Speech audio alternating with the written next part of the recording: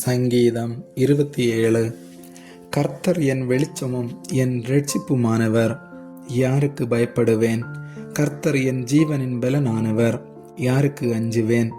என் சத்துருக்களும் என் பகைஞருமாகிய பொல்லாதவர்கள் என் மாம்சத்தை பட்சிக்க என்னை நெருக்குகையில் அவர்களே இடறி விழுந்தார்கள். எனக்கு விரோதமாக ஒரு பாளையம் இறங்கினாலும் என் இருதயம் பயப்படாது. என் மேல் யுத்தம் எழும்பினாலும் இதிலே நான் நம்பிக்கையாயிருப்பேன். கர்த்தரிடத்தில் ஒன்றை நான் கேட்டேன், அதையே நாடுவேன்.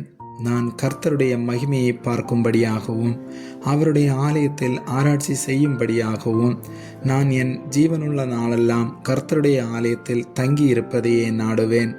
தீங்கு நாளில் அவர் என்னை தம்முடைய கூடாரத்தில் மறைத்து என்னை தமது கூடார மறைவிலே ஒளித்து வைத்து என்னை கண்மலையின் மேல் உயர்த்துவார்.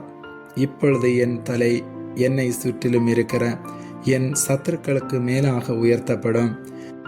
அது நிமித்தம் அவருடைய கூடாரத்திலே நான் ஆனந்த பலிகளை இட்டு கர்த்தரை பாடி அவரை கீர்த்தனம் பண்ணுவேன். கர்த்தாவே, நான் கூப்பிடுகிற சத்தத்தை நீர் கேட்டு எனக்கு இறங்கி எனக்கு உத்தரவு அருளி செய்யும். என் முகத்தை தேடுங்கள் என்று சொன்னீரே, உம்முடைய முகத்தையே தேடுவேன் கர்த்தாவே என்று என் இருதயம் உம்மிடத்தில் சொல்லிற்று. உமது முகத்தை எனக்கு மறையாதையும், நீர் கோபத்துடன் உமது அடியேனை விலக்கி போடாதேயும். நீரே எனக்கு சகாயர், என் இரட்சிப்பின் தேவனே, என்னை நெகிழ விடாதமலும் என்னை கைவிடாமலும் இரும். என் தகப்பனும் என் தாயும் என்னை கைவிட்டாலும் கர்த்தர் என்னை சேர்த்து கொள்ளுவார். கர்த்தாவே, உமது வழியை எனக்கு போதித்து என் எதிராளிகளின் நிமித்தம் செவ்வையான பாதையில் என்னை நடத்தும்.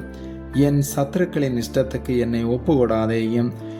பொய் சாட்சிகளும் ஆக்கிரமித்து சீறுகிறவர்களும் எனக்கு விரோதமாய் எழும்பி இருக்கிறார்கள். நானோ ஜீவனுள்ளோர் தேசத்திலே கர்த்தருடைய நன்மையை காண்பேன் என்று விசுவாசியாதிருந்தால் கெட்டு போயிருப்பேன். கர்த்தருக்கு காத்திரு, அவர் உன் இருதயத்தை ஸ்திரப்படுத்துவார். திடமனதாயிருந்து கர்த்தருக்கே காத்திரு. ஆமேன்.